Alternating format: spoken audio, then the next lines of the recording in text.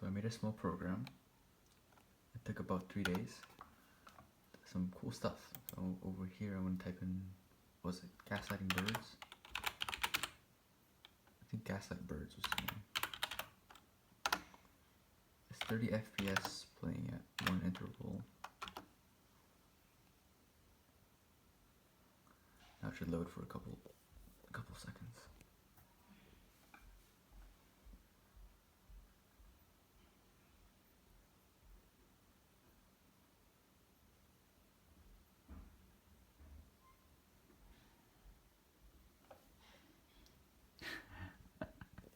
And now it plays the entire Bad Apple, except I could pause it if I want to.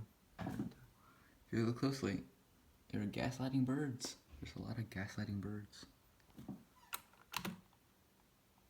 And I assure you this is the entire video. I can actually program the way to go to the last thing. Go to the very end of the file, I guess.